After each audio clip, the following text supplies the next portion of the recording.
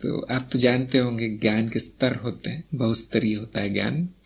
एक स्तर पर जो कहा गया है वो दूसरे स्तर पर लागू नहीं होता, जो निचले स्तर पर कहा गया है ऊपरी स्तर पर लागू नहीं होता। अक्सर जो ऊपरी स्तर पर है वो निचले स्तर पर भी दिखाई पड़ता है। तो जो जगत का की मिथ्या है उसमें पुनर्जन्म होता, क्योंकि उसमें तो मैं मनुष्य हूँ, मैं जीव हूँ, मेरा तो जन्म और मृत्यु दिखाई पड़ता है। तो अगर ज्ञान वहीं तक सीमित है तो उसमें वो भाषा प्रयोग की जाएगी कि देखो तुम्हारा जन्म हुआ है, गलती की तुमने बहुत बड़ी, क्यों किया ये, और बेचारा उसे समझ में नहीं आता मैंने क्या कर दिया ऐसा, वो तो अबोध है। तो उसको थोड़ा बहुत ज्ञान दिया जाता है, आपकी ये साधना है, वो साधना है, ये जन्म हुआ वो जन्म हुआ है, अब प्रगति करो थोड़ी। प्रगति क्या है, ज्ञान ही है केवल, और क्या प्रगति करेगा वो, अज्ञान का ही नाश होगा उसका। और जब हम कारण शरीर के स्तर पर जाते हैं, 1-2-3 परत ऊपर जाते हैं, तो हम देखते कारण शरीर करीब करीब स्थायी रचना है, करोड़ों साल तक रहता है। साल भी कहना बड़ा कठिन होगा, यहाँ पे समय का नाप संभव नहीं है, तो हम कहते करोड़ों जन्म होते हैं उसके। जैसे उस दिन कोई कह रहा था 84 लाख योनि कहाँ से आ गया, वो 84 नहीं होता, करोड़ों है, और दोहराव है सारा का सारा। वो कारण शरीर जमा कर रहा है संस्कार। मनुष्य की दृष्टि से देखा जाए तो अमर है वो, लेकिन हम जानते हैं ऐसा होगा नहीं। तो वह उस स्तर पर हम कहते हैं जन्म नहीं होता।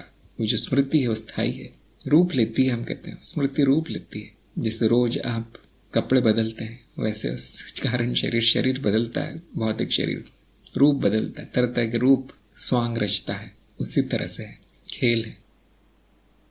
और उसके भी ऊपर के स्तर पर आप चले जाएं जहां पर कि केवल नाद है।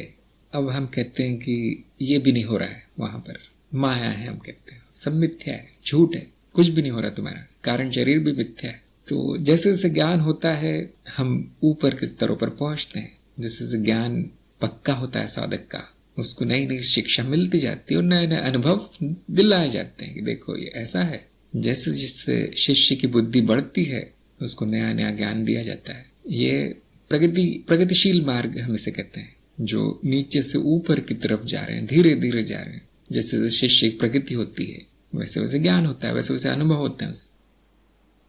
ज्ञान मार्ग में हम क्या करते हैं, सीधे ऊपर की परत पकड़ते हैं, ऊपर का स्तर पकड़ते हैं, सबसे ऊपर ब्रह्म ज्ञान। यहाँ कुछ भी नहीं होता, सब शून्य है, यही स्थायी है, इससे आगे कोई ज्ञान नहीं है। यहाँ पर पुनर्जन्म और जन्म और कारण शरीर की बात करने में ही हंसी आ जाती है कि ये क्या है, किसकी बात कर रहे हो। यहाँ तो खाली पर्दा है, वहां पर तो दृश्य भी देखना कठिन है। फिर हम द्वैत में आते हैं कि देखिए मैं अनुभव करता हूँ, बाकी चीजें मैं नहीं हूँ। ये थोड़ा काम का है, यहाँ पर थोड़ा सा उपयोग है इस ज्ञान का। आप देख सकते हैं तुरंत मुक्ति हो जाती है जीव की, वो अज्ञान का वहां पर नाश होता है, बड़े काम की चीज है आत्मज्ञान। फिर और नीचे आते हैं इस बारे माया का ज्ञान, जिसमें कि हम देखते हैं कि माया किन रूपों में प्रकट है, और हम जिस स्तर पर बात कर रहे होते हैं उस तरह की शिक्षा दी जाती है। यह है ज्ञान मार्ग, जिसे हम कहते हैं सीधा मार्ग। सत्य शुरू होता है और मिथ्या में अंत होता है, और आप इसे कभी भी छोड़ सकते हैं, कोई जरूरत नहीं है आपको मिथ्या ज्ञान की, कोई जरूरत नहीं है। मिथ्या ज्ञान भी मिथ्या ही है, जिसे हम कहते हैं विज्ञान। सूक्ष्म शरीर मिथ्या है, मतलब थोड़ी देर के लिए प्रकट होता है वो स्मृति से। जैसे आप सपना देखते हैं तो वहां पे आपका एक शरीर होता है, एक व्यक्ति होता है, एक दृष्टिकोण प्रकट होता है उस स्मृति से, उस दृष्टिकोण से स्वप्न देखा जा रहा है, और वो दृष्टिकोण कहता है कि मैं हूँ, मैं ये व्यक्ति हूँ, मेरा ये नाम है। और वहां पर जो भी भावनाएं विचार आदि प्रकट होते हैं उसको कहता है कि मैं हूँ, मेरे विचार है, मेरी भावना है।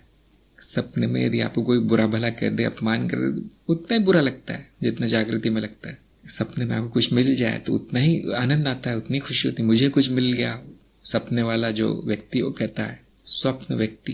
तो लेकिन है क्या वहां पर, कुछ नहीं, एक छवि मात्र है जो थोड़ी देर के लिए प्रकट हुई थी। उस अनुभव को का दृष्टिकोण प्रकट हुआ था, एक उस बिंदु से स्वप्न देखा गया, उसको मैं कह दिया गया, इतना ही हुआ।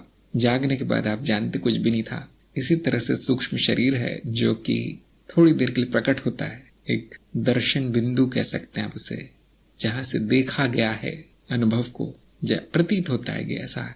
वह आप देखेंगे वहीं पर इंद्रियां भी होती है, इंद्रियों की जो जड़ है वहीं पर होती है, मूल इंद्रियों के द्वार, ऐसा लगता है शरीर पर स्थित है, लेकिन सब मिथ्या है। वो जैसी आवश्यकता होती है वैसे शरीर गढ़ दिया जाता है। यह है सूक्ष्म शरीर।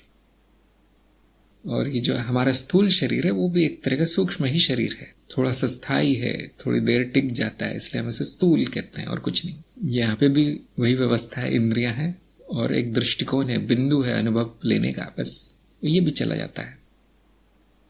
कारण शरीर एक तरह की स्मृति है जिसमें संस्कार जमे हुए हैं। जैसे आपके कंप्यूटर में हार्ड डिस्क होती है, उसमें सब कुछ जमा होता है। आप जो कार्य रोज करते हैं सब जमा होता जाता है वहाँ। स्मृतियों का पहाड़ कारण शरीर है।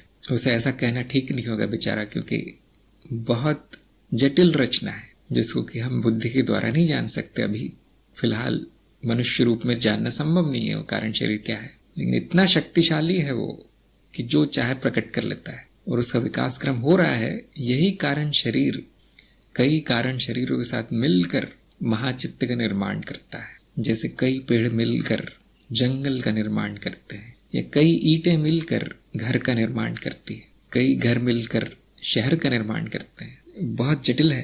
तो जिस जगत में हम हैं वो कभी एक कारण शरीर था, अब बढ़ते बढ़ते वो ऐसा हो गया।